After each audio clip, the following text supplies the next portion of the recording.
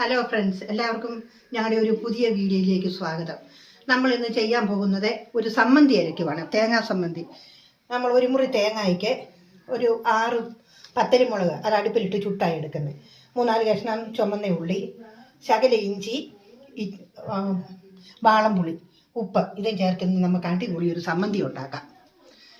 വീഡിയോയിലേക്ക് പോയല്ലേ. ആദ്യമായിട്ടും ഈ മുളക് അടുപ്പിലിട്ട് ചൂട് ചാരത്തിനകത്ത് ചുട്ടെടുക്കാൻ പോവുക. ചൂട് ചാരത്തിൽ ഇളക്കി എടുക്കണം. അതിങ്ങനെ ചുട്ടെടുക്കണം മോനെ.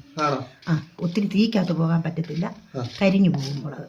അത് കാരണം നമ്മൾ ചെറിയ ചൂട് ചാരം ആ ചാരത്തിനകത്തിട്ട് ഇച്ചിരി ഇളക്കി വേണം എടുക്കാൻ.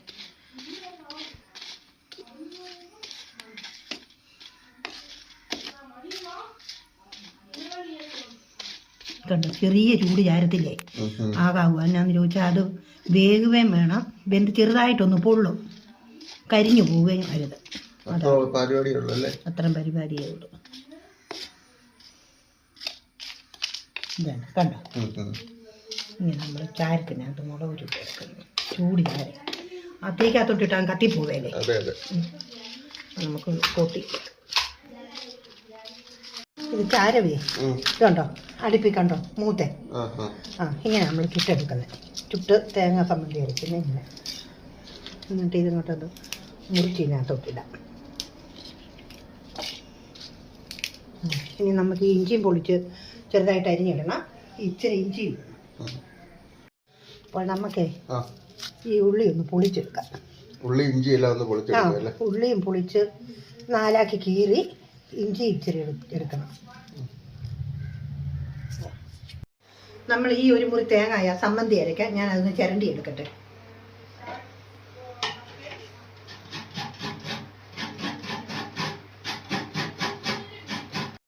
തേങ്ങ ചിരണ്ടി ഉള്ളിയുടെ പുറത്തെ തൊലിയെല്ലാം പൊളിച്ച് എടുത്തു. ശകല ഇഞ്ചിയും ചെത്തി അരിഞ്ഞ് കഴുകിയെടുത്തു. ഇനി നമുക്കത് ഇതൊന്ന് കീറി ഇതിനകത്തോട്ടൊന്നും ഇടാം. ഇഞ്ചിയൊക്കെ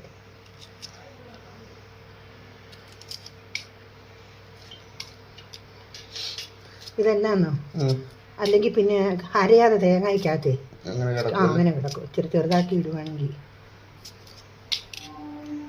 നമ്മളതിലേക്ക് 2 ഇതൾ കരിയാപ്പിലയും കൂടി ഇടുന്നുണ്ട്, രുചി കിട്ടാൻ വേണ്ടിയിട്ട്. പിന്നെ നമ്മൾ വാളം പുളിയാണ് അതിനകത്ത് ചേർക്കുന്നത്. അപ്പോൾ നമ്മൾ ശകലം ഉപ്പും കൂടെ അതിനകത്തില്ല, ഒരു കുഞ്ഞു സ്പൂൺ ഉപ്പ്. അഥവാ ഉപ്പ് കുറവുണ്ടെങ്കിൽ നമുക്ക് പിന്നെ ശകലം കൂടെ ചേർക്കാം.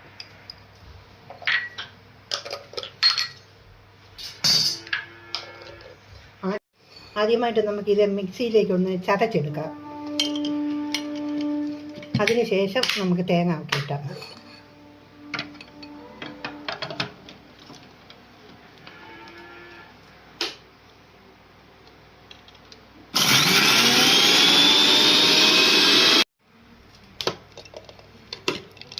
കണ്ടോ, നല്ലപോലെ ചതഞ്ഞു.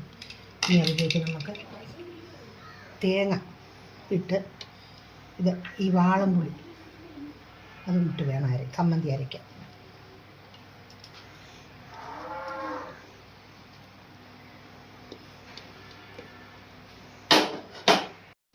അപ്പോൾ നമ്മൾ അതിന് കളറിന് വേണ്ടിയിട്ടൊരു ശകലം മുളക് പൊടി ഇടുന്നുണ്ട്, ഒരു കുഞ്ഞ് ടീസ്പൂണിന് ശകലം.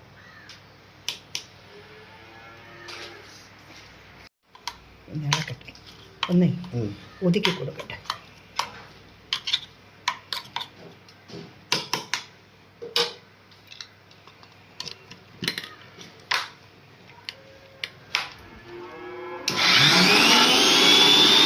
അപ്പൊ നമ്മുടെ ചമ്മന്തി റെഡി ആയല്ലേ അമ്മേ? അതെ, നമുക്ക് ഇനി അത് പാത്രത്തിലേക്ക് മാറ്റാം.